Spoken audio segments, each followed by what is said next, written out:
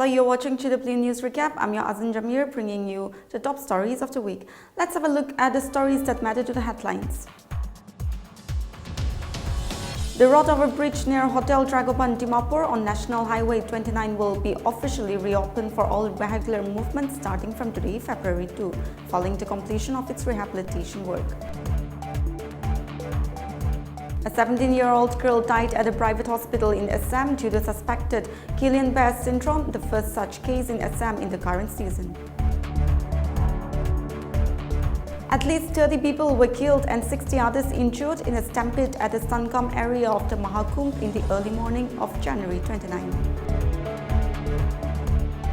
Let's have a look at the news in details. The road over bridge near Hotel Dragoban Dimapur on National Highway 29 will officially reopen for all vehicular movement starting February 2 following the completion of its rehabilitation work. In view of this, the Dimapur police has issued an advisory to ease traffic flow in the region with updated traffic regulations. One-way traffic to continue. The route from Deluxe Point to Holy Cross Police Point will remain a one-way. The route from Kermahal to Deluxe Point will also continue as one-way. Auto rickshaws, auto pickups and Tata mobiles will not be allowed on the new flyover Tourist Lodge Point to Deluxe Point and vice versa from 9 a.m. to 7 p.m. Entry of heavy vehicles from Newfield Interstate Jacket to Dimapur district will be permitted only from 7 p.m. to 9 a.m. daily. All other one-way traffic regulations imposed during the ROB rehabilitation will be lifted and traffic will function as per previous regulations. CB said the order will take effect from 7 a.m. on February 2 and subject to changes based on traffic feasibility and convenience. Dimapur's multidisciplinary sports complex has been costed for years, and while the big discussions of completion were going about, Youth Resource and Sports Government of Nagaland Director Ketosito Sekosi sheds light on it. Sekosi, while speaking to Global Winter, acknowledges public criticism of a delayed MDSA construction. However, he asserted that the state government is committed on completing of MDSA. Let's have a look at the detailed statement. Sir, the Youth Resource and Sports Government of Nagaland under the alak activities discipline the kiniga chuli ase ulop sir update dibo sir. Government of Nagaland we are trying our best to ensure that we have lots of talent in Nagaland. That has been said and done. But the thing is that these talents needed to be developed. And to develop that, you needed infrastructure. So over the last 1-2 years, particularly with the state government, a lot of initiatives have been taken for bringing about infrastructure in the state, because that is the first thing we need. After infrastructure, we need to come to coaching side.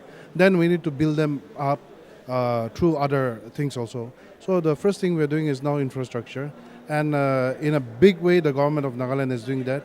We are developing futsal grounds. We are developing prefab multidisciplinary indoor stadiums, looking at the weather condition of our state. So we are developing those things, and then we are going to ensure that our youths are able to, throughout 365 days, they are able to play sports of different kinds. And we also have to look at our strengths, because our Nagas, we are built differently than the Europeans. So accordingly, even the state government is now looking at developing those disciplines where our people can do good. And that is where, under the dynamic leadership of our Honorable Chief Minister, we are, pushing ahead a lot of things. Now you'll see that today the NSL is going to start, and then it's going to be in Kohima and Chumukedima for now. Later on, it'll shift to other venues also. So that is how we are trying to develop. And why NSL? I would just like to say a few words on that. Why NSL? And government is actually taking a big risk in promoting a particular league. Perhaps our state is the only state where the government has pumped in so much of money into a league. And we are doing that because we see that our state has got that talent. We are also one of the first state in India to send out a player to play professionally in Thailand. Okay, there are many players from India who play in Thailand, but in those amateur leagues. So professional leagues, our state is the first. Yes, we still need to do a lot in these things, but NSL we have started because through NSL we want to bring in professionalism into sports, games and sports. Until unless we bring that, it is not feasible. Now, we are also bringing in corporate houses through IDAN, through the involvement of the Honorable Chief Minister himself also, and through many other sources. And we are bringing in all these things so that, the game, a tournament or a league has to be sustainable. And until unless it becomes sustainable in itself, it becomes difficult. But in order to ensure that the initial kickoff starts, the government of Nagaland has taken that big step of investing in this. We are not expecting any return in terms of monetary side, but we are expecting that this game will ensure creation of a number of jobs. About 22 players play in a football match with 3 referees, four including the fourth. Now, these people are playing, but it creates employment opportunity for over 80, 90 people per match. It's a one-day wage, but it creates that employment opportunity. And over the years, it creates a lot of opportunity because ground management, you need specialized people, specialized technical people to look after the lightings, to look after the stages, to look after the galleries, to look after the ground. So these are the things that comes in, and we hope that through sports, employment opportunities will be created, industries will be created, and that is how we expect, how we would want that sports improve the economy of the state. So that is the line in which the government is thinking now. Well said. Olivi yate amikan saishigule sir. Itia Chumukudi ma football stadium de ajibra shuru bole ase. Whereas sir ekbar Dimapur de jaile 2006 te multidisciplinary sports stadium ekta edu DC court area de bonaise. Itia tak incomplete. Aro bishi manu bara sir edu laga de social media de bi charcha chole ase. It's kind of a all Roman Empire laga Colosseum nishina hoi jaise. Noile sir, you being the director of youth resource and sports, sir edu multidisciplinary sports complex jundu Dimapur de ase edu incomplete. Edu bi kitia punabo nishina noile ki steps ekta lobo edu bi olop koi dibo sir.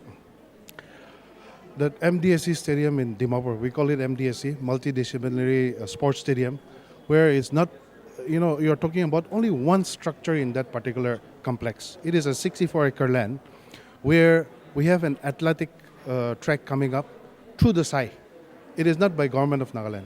That is through the side, that athletic track that is on the outside.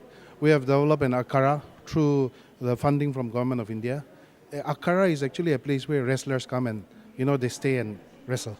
So a wrestling Akara has already been established there. The government of Nagaland, through its own resources, had established a hostel there, where currently our young boys are staying as a sports academy. There was an earlier hostel which is now also we have stopped using that. We have developed a new one. So these are the small things that are going on. And if you look at that stadium per se, where there you can have football, you can have athletics, and the galleries are the ones that are developing. And these galleries actually just for that inside stadium, one small part of the whole MDSC, that costs about more than 250 crores. And that is the kind of money where the state cannot spare. If we go for, if we put our whole budget into such things, then what will the rest of the state do? What will the rest of the departments do? However, the state is committed to that. Yes, it has taken some time. There was a hiccup in the middle.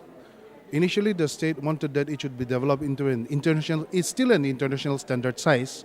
But, to host international events, you need access into the stadium. And there has to be, if there's any stampede, if there's any fire, anything, there has to be escape routes. And you are very well aware that 64-acre stadium is all around surrounded by, first of all, the government college. Then those houses, private, including government quarters, are surrounding it. And where do you find that exit now? We need an exit. So the first thing is the access to the stadium has to be through a 4-lane road. And there's no possibility as of now to construct a 4-lane road. So when initially the state had proposed, the conditions were that we should have a 4-lane road. Otherwise, government of India was ready to do it. We could not come out with the 4-lane road because we had to demolish certain houses, or maybe even the colleges had to give some land, which didn't happen. Okay, so that is how the funding was not possible. Under the special plan assistance during the erstwhile planning commission, a little bit of fund had come. So supposed to be shared with the state also. So the state has given its share, center had given a little bit of money, then suddenly in 2014, the whole scenario changed again. Planning Commission got dismantled and then Niti Aayog came in its place. Now the state government is left on its own. We have been pursuing with the central government to take up the case of this particular stadium. Because this stadium, if it is taken up, it is going to be one of our biggest assets, especially in Nagaland. Resource crunch state like us, it is going to be one of the biggest assets. We talk about sports tourism. This is where sports tourism will come in. We talk about developing athletes of world class. Because we are a powerhouse of sports. But that infrastructure, as earlier I was saying, we lack that. So we talk about all these things. Now it is solely upon the state government, though we are still trying our best to get funding from even private sources, even from CSR, even from companies. We are trying to get investment here and there. We are trying to bring in the SAI, Sports Authority of India. Sports Authority of India also, they have expressed their desire to come in. However, there's the question of actually whether SAI, if they come in, they're going to bring in money and then develop our infrastructure or not, so that our people can, get the benefit, reap the benefits of those. Now, Government of India is also ready to do something, but the investment level, we have to start with one big part. It'll cost us in terms of a few 100 crores. And that 100 crores, where do we bring in? But the state government, since it is committed, under our present Chief Minister, he has been giving, though not much, comparatively, he has been giving quite a lot of attention to this. And yes, there are a lot of social media, criticisms coming up. We don't deny those criticisms, okay? But we have to look at the way in which, where is our priority? Is our priority giving food to the poor, to the needy, housing to the needy, or developing an infrastructure which is for the sports people? So that balancing thing has to come in, and I think the state government is doing a lot in this regard. Over the last 1 year and including this year, a lot of changes are going to come. Now in that MDSC stadium, we are putting up the roofs. The structures have already started, so the roofs will come in. Once the roofs come in, you just give it a painting. One painting is going to change the whole face. But that painting can come in only if you build up the structure. We also have issues regarding, unabated intrusion into that complex. Now, why that thing is happening is because we have not put up a certain portion of the wall. Now that certain portion of the wall will be put up after we are able to bring in all the big trucks in. Because the structures, prefabricated structures, need to be fabricated elsewhere in the country, and they'll be brought in by 16, 20-wheelers. And the current gate that we have already constructed long time ago, it's small for those trucks. So we need to, keep the wall open.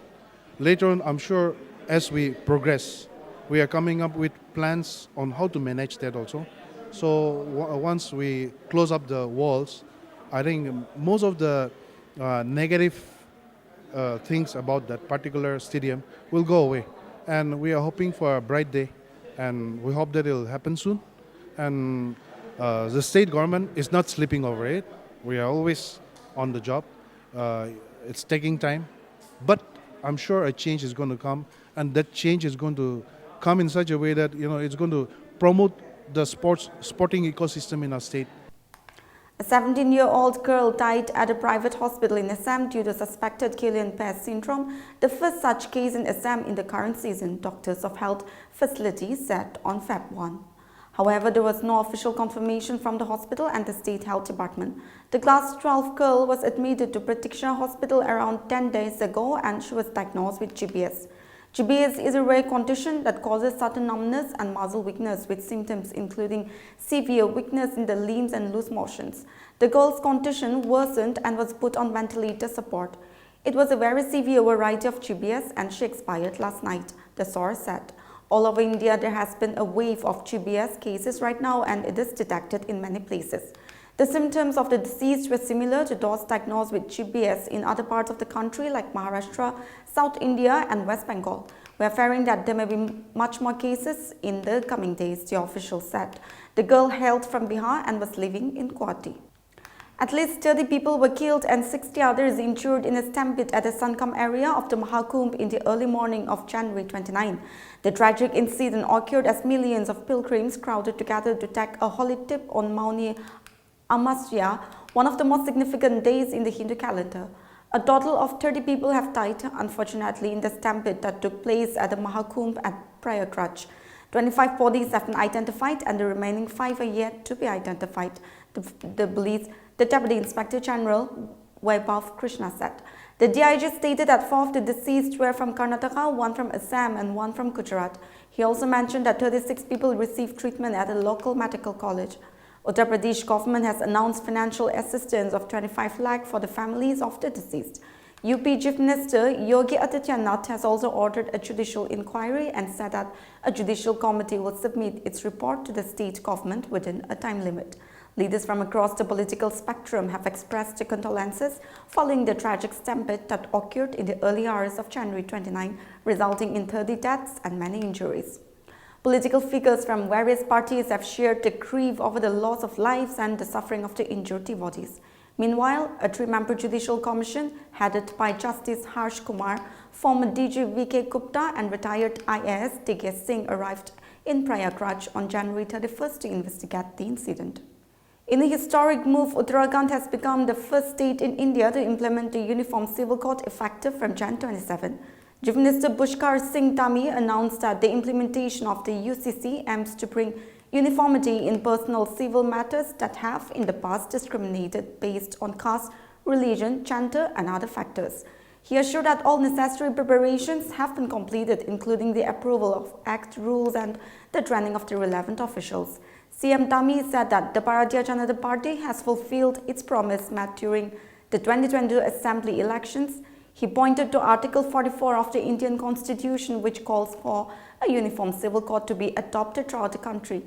This article is part of the directive principles of state policy, which provides guidelines for the Indian government to promote socio-economic justice and establish India as a Uttarakhand Uniform Civil Code Act 2024 will streamline various personal laws, including those related to marriage, divorce, succession and inheritance.